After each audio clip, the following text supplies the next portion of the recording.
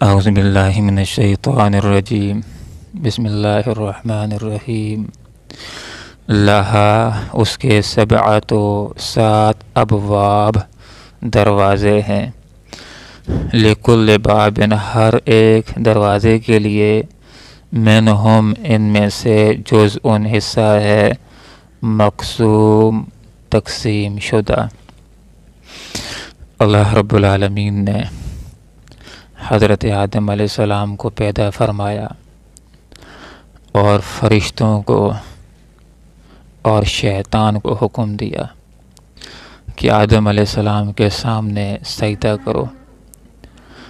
تمام فرشتوں نے سجدہ کیا، شیطان نے نہ کیا۔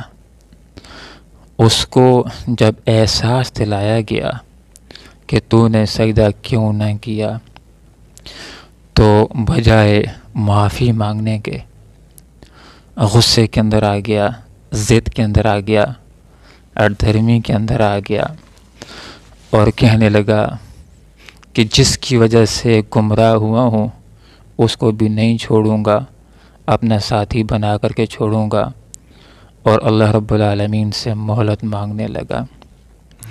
اللہ رب العالمین نے اس کو مہلت دے دی اور یہ بھی بتلا دیا کہ جو میرے مخلص بندے ہوں گے ان کے اوپر تیرا کوئی زور نہیں چلے گا، اور مخلصین وہی ہیں جو اللہ اور اس کے رسول کی تابعداری کرنے والے ہوتے ہیں، یہ شیطان کے قابو میں نہیں آتے۔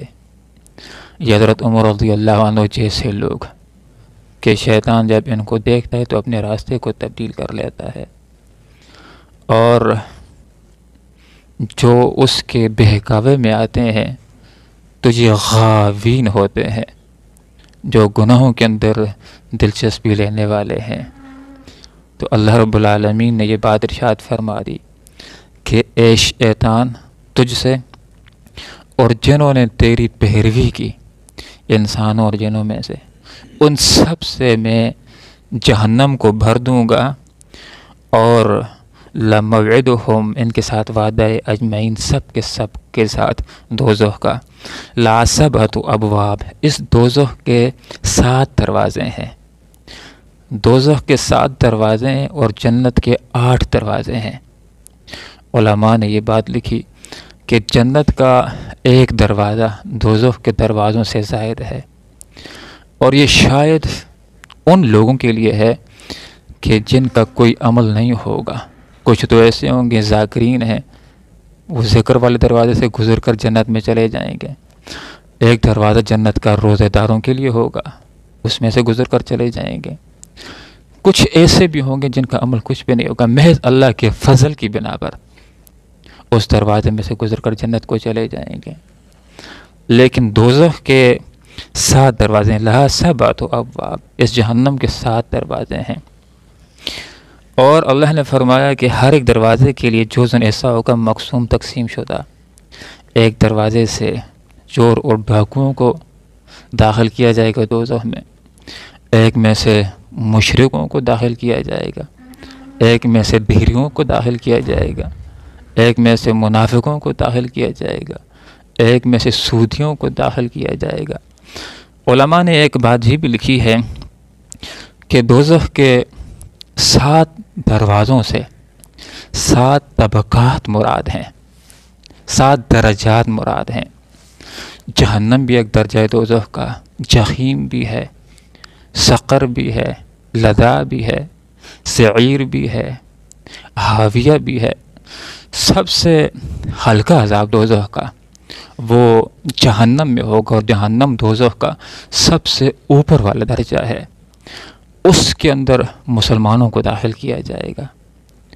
ان مسلمانوں کو جنہوں نے دنیا میں کلمہ پڑھا، توحید کو اختیار کیا، شرک سے بچتے رہے، لیکن جھوٹ کے اندر ملوث رہے، یہ مسلمان قتل غارت گری کرتے رہے، یہ دنیا کے اندر مرضیاں چلاتے رہے، یہ نماز روزہ نہیں کرتے تھے، یہ اللہ رب العالمین کی بندگی نہیں کرتے تھے، تو ان کو دوزخ میں ڈالا جائے گا، اور یہ اوپر والے حصے میں ہوں گے۔ جس وقت ان کے گناہوں کی سزا ختم ہو جائے گی تو ان کے کلمے کی لاج رکھتے ہوئے، شرک سے بچنے کی لاج رکھتے ہوئے ان کو اللہ تعالیٰ دوزخ سے نکالے گا اور جنت لے جائے گا۔ اور جو جہنم کا سب سے خطرناک درجہ ہے، جس کو حاویہ کہتے ہیں، نچلا درجہ، اس کے اندر منافقوں کو رکھا جائے گا۔ ان المنافقین فی الدرک الاسفل من النار، منافقین جہنم کے سب سے نچلے درجے کے اندر ہوں گے۔ گویا کہ یہ منافقین جل بھی رہے ہوں گے اور جلانے کا کام بھی دے رہے ہوں گے کہ اسلام کو کفار نے اتنا نقصان کفار نہ پہنچا سکے جتنا نقصان اسلام کو غداروں نے اور منافقوں نے پہنچایا ہے، اس لیے ان کو شدید ترین حصے کے اندر رکھا جائے گا۔ یہ جہنم، اس کے بارے میں اللہ رب العالمین کا تبصرہ ہے، وَبِئْسَ الْمَصِيرُ، انسان کے ٹھکانوں میں سے برا ترین ٹھکانہ ہے کہ اس دوزخ کے اندر ان دوزخیوں کو جس وقت پیاس محسوس ہوگی تو کچلو گرم پانی پیپ ان کو دیا جائے گا، پی بھی نہیں سکیں گے، چھوڑ بھی نہیں سکیں گے، اور انسان جب پیاس ہو تو پھر تو نالی کا پانی پینے کے اوپر بھی تیار ہو جاتا ہے۔ ویسے بہت سارے انواع و اقسام کے مشروب اس کے سامنے ہوں پھر اس کو نخرے بھی بہت آتے ہیں، لیکن جب کچھ بھی نہ ہو تو انتہائی گھٹیا چیز کو بھی پھر اپنانے کے اوپر یہ تیار ہو جاتا ہے، منہ کے ساتھ لگائے گا پینے کے لیے۔ تو جو ہی منہ کے اندر پانی جائے گا نچلا ہونٹ گل کر نیچے آ جائے گا، جو پانی اندر جائے گا آنتوں کو بھی باہر نکال کرے گا۔ اور جب ان دوستیوں کو بھوک لگے گی، کھانا طلب کریں گے، تھوڑ کر رکھ دیا جائے گا، کھا بھی نہیں سکیں گے، چھوڑ بھی نہیں سکیں گے۔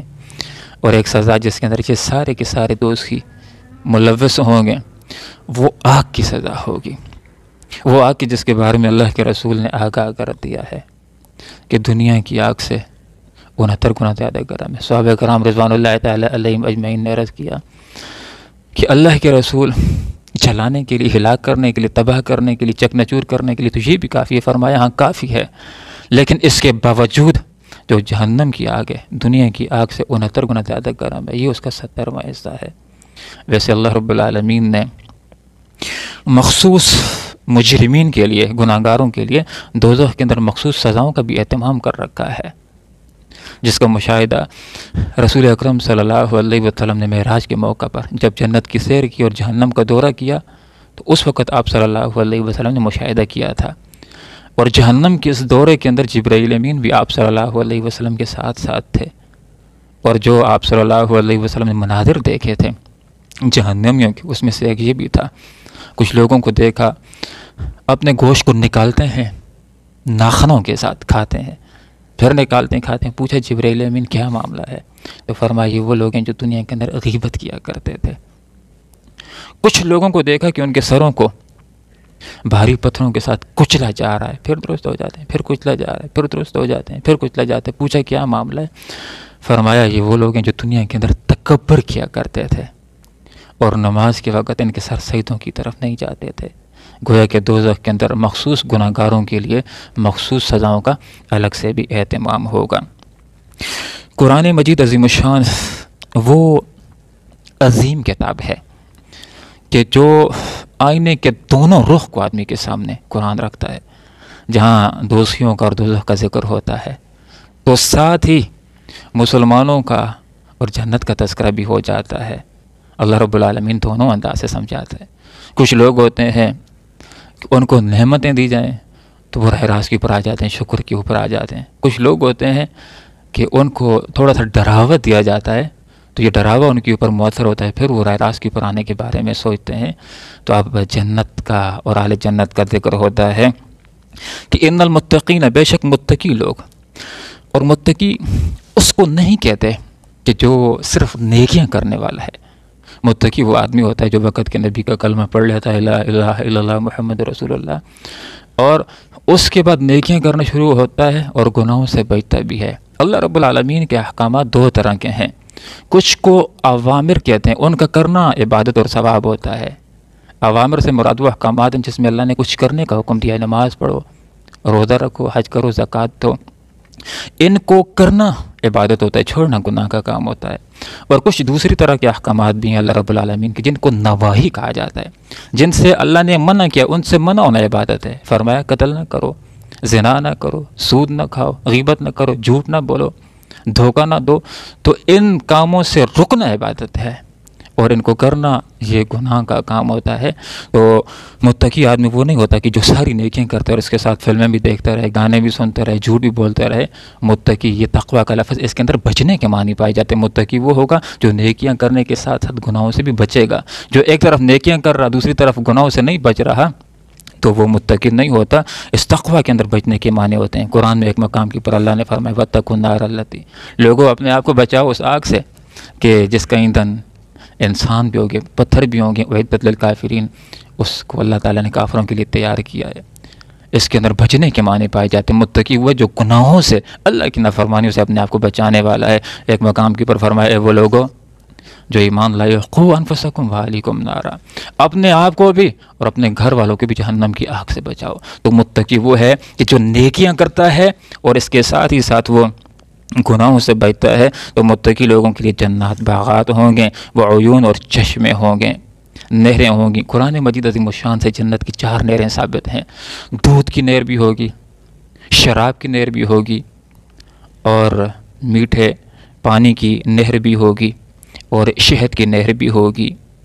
ادخلوها بسلام آمنین، ان متقی لوگوں سے کہا جائے گا کہ جنت کے اندر امن و سلامتی کے ساتھ داخل ہو جاؤ۔ جنت کے اندر داخل ہوتے ہوئے کوئی ٹھوکر نہیں لگے گی، کوئی مزاحمت نہیں ہوگی، کوئی تکلیف نہیں ہوگی، امن و سلامتی کے ساتھ داخل کیا جائے گا۔ اور یہ اہل جنت بھی ایک دوسرے کو سلام کہیں گے، سلامتی والی باتیں ہوں گی۔ فرشتوں کی طرف سے بھی ان کو سلام کہا جائے گا اور اللہ کی طرف سے بھی سلام کہا جائے گا، اور ان کے لیے اعلان ہوگا کہ اب تمہارے لیے کوئی مشقت نہیں ہے، امن بھی ہوگا، سلامتی بھی ہوگی، کوئی ماضی کے خوف بھی نہیں ہوں گے، مستقبل کے اندیشے بھی نہیں ہوں گے۔ دنیا کے اندر بعض اوقات انسان موجودہ وقت میں خوش بھی ہو تو کسی قدر اس کی موجودہ خوشی اس وجہ سے بھی مزہ کرکرا ہو جاتا ہے کہ ماضی کے کچھ تلخ واقعات ذہن میں آ جاتے ہیں، یا مستقبل کے کچھ اندیشے ذہن میں آ جاتے ہیں کہ کہیں سے نقصان یہاں سے نہ آ جائے۔ تو وہاں پر لا خوف علیہم ولا ہم یحزنون، نہ خوف ہوگا نہ کوئی غم ہوگا، وہ سلامتی کے ساتھ پرامن ہوں گے۔ اور جنت کی نعمتوں میں سے یہ ایک عظیم نعمت ہے۔ وَنَزَعْنَا، ہم نکال دیں گے ماں جو کچھ ہوگا فی صدورہم، ان متقی لوگوں کے، ان اہل جنت کے دلوں میں، من غل، کوئی کدورت، اخوان، اور یہ ہو جائیں گے آپس میں بھائی بھائی۔ دنیا کے اندر بعض اوقات میاں بیوی بھی آپس میں گھر میں لڑ پڑتے ہیں اور پھر ایک دوسرے کو یہ بھی کہہ دیتے ہیں کہ خدا تم سے مجھے قبر بھی دور دے۔ تو یہاں پر اس نعمت کی طرف اشارہ کر دیا کہ دنیا کے اندر 2 مسلمان جب آپس میں لڑ بھی پڑے ہوں، ایک دوسرے کے دل کے اندر بغض آ گیا ہو، نفرت آ گئی ہو، ایک دوسرے کے ساتھ مزہ نہ رہا ہو، مخالفت آ گئی ہو، تو جنت کی نعمتوں میں سے یہ بھی نعمت ہے کہ وہ 2 مسلمان کہ دنیا میں لڑائی بھی ہو گئی، لیکن جب اللہ ان سے راضی ہو گیا، اللہ کو راضی کر دیا، جنت میں پہنچ گئے، تو ان کے دل بالکل ایک دوسرے سے شیشے کی طرح صاف کر دیے جائیں گے۔ ایسے ہو جائیں گے جس طرح دنیا کے اندر ایک انسان کسی کو ملتا ہے جس کے ساتھ کوئی لڑائی نہیں ہوئی ہوتی، تو آپس کے اندر جس کے ساتھ پیار ہو، محبت ہو، تو بات آدمی نہ بھی کرے تو ساتھ بیٹھتے بھی انسان کو لطف محسوس ہوتا ہے، مزہ آتا ہے۔ لیکن جس کے ساتھ دل نہ لگے تو تکلفانہ باتیں بھی کرتے رہیں تو انسان کو وہ مزہ نہیں آتا۔ تو 2 اہل ایمان جن کا دنیا میں آپس میں اختلاف بھی تھا، اللہ ان سے راضی ہے۔ اگر اللہ نے ان کو جنت دے دی تو ان کے دل کو اللہ شیشے کی طرح صاف کرے گا، پھر ان کو جنت لے جائے گا۔ تمام اہل جنت کی آپس کے اندر پیار ہوگا، محبت ہوگی، کوئی کسی سے تنگ نہیں ہوگا۔ اور خود اندازہ کرے اہل جنت کی آپس میں پیار اور محبت کتنا ہوگا، آدمی تصور بھی نہیں کر سکتا۔ حدیث کا مفہوم ہے، آپ صلی اللہ علیہ وسلم نے بات سمجھائی کہ اللہ تعالیٰ کی رحمت اور محبت کے 100 حصے ہیں، جس میں سے اللہ تعالیٰ نے اپنی محبت کے، رحمت کے 100 حصوں میں سے ایک حصہ دنیا میں بھیجا ہے، ایک حصہ کار فرما کیا ہے۔ اس ایک حصہ رحمت کی وجہ سے والدین کے بچوں کے ساتھ کتنی محبت ہے، جانوروں کی اپنی اولاد کے ساتھ کتنی محبت ہے کہ جانور اپنا پاؤں بھی اس کے بچے کے اوپر آ رہا تو اٹھا لیتا ہے کہ کہیں میرے پاؤں کی وجہ سے میرے بچے کو تکلیف نہ ہو جائے، ایسی محبت ہے۔ اب جنت کے اندر اللہ تعالیٰ جس وقت پیار اور محبت کے 99 حصوں کا استعمال فرمائے گا تو اہل جنت کی کتنی محبت ہوگی اس کو آدمی بیان نہیں کر سکتا۔ تو جنت کی نعمتوں میں سے عظیم نعمت وَنَزَعْنَا، ہم نکال دیں گے ماں جو کچھ ہوگا فی صدورہم، ان کے سینوں میں، من غل، کدورت، دنیا کے اندر ایک دوسرے کے ساتھ کینہ اگر آ گیا ہے تو اللہ تعالیٰ وہاں پر نکال دے گا۔ اہل جنت کی آپس میں پیار اور محبت ہوگا، اخوان، بھائی بھائی ہو جائیں گے، جس طرح 2 سگے بھائی آپس میں پیار اور محبت ہوتا ہے، کسی قدر بعض اوقات لڑائی بھی ہو جاتی، دوسرے وقت بالکل اکٹھے ایک طرح ہوتے ہیں۔ تو یہ تمام جو جنت کے اندر متقی چلے جائیں گے یہ بھائیوں کی طرح ہوں گے، اعلیٰ سرور مسندوں کے اوپر بیٹھے ہوں گے، متقابلین آمنے آمنے سامنے. اگلی آیات بینہ کو انشاءاللہ جنت کا ذکر جاری ہے تو انشاءاللہ پڑھیں گے. جنت کی تو حقیقت میں جنت تو خواہشات کی تکمیل کی جگہ ہے. دنیا کے اندر ایک انسان جائیداد خریدنا چاہتا ہے, کبھی خرید لیتا ہے, کبھی نہیں خرید سکتا. جنت کے اندر جہاں تک اس کی نظر جائے گی اللہ اسے فرمائے گا تیری جائیداد ہے. دنیا کے اندر ایک انسان دودھ پینا چاہتا ہے, کبھی پی لیتا ہے, کبھی نہیں پی سکتا. کبھی چائے پکانے کے لیے بھی نہیں ملتا, سبز چائے کے اوپر گزارا کرنا پڑتا ہے. جنت کے اندر اللہ تعالیٰ دودھ کی نہریں اس کے لیے بہا دے. اور حدیث کا مفہوم ہے وہ دودھ بھی جانوروں کے تھنوں سے نکلا ہوا نہیں ہوگا. جس طرح دنیا کے اندر پانیوں کی نہریں, جنت کے اندر اللہ تعالیٰ دودھ کی نہریں اس طرح بہا دے گا. دنیا کے اندر ایک انسان جوان کی خواہش ہوتی ہے, وہ شادی کرنا چاہتے, کبھی نہیں ملتی, کبھی مل جاتی ہے اور اس کے ساتھ اتفاق نہیں آتا. آدمی کہتا ہے کہ اس کے ساتھ تو شادی ہوئی نہ ہوتی تو بہتر تھا. وہاں پر کئی حوروں کے ساتھ اللہ نکاح کرا دے گا. وہاں پر جا کر انسان کی خواہشات کی تکمیل ہو جائے گی. قرآن کی ایک آیت ہے جس کا یہ مفہوم ہے فیشت راضیہ, انسان دل پسند زندگی میں ہوگا. دنیا کے اندر تو خواہشات پوری نہیں ہوتی, ہزاروں خواہشیں ایسی کہ ہر خواہش پہ دم نکلے, بہت نکلے میرے ارمان لیکن پھر بھی کام نکلے.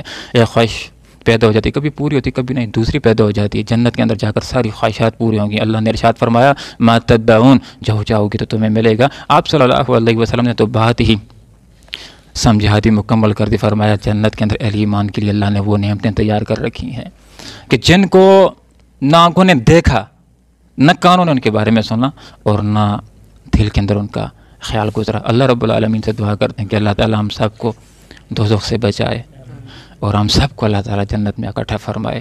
آمین. وآخر دعوانا ان الحمدللہ رب العالمین. لہا, اس کے 7 ابواب, دروازے ہیں.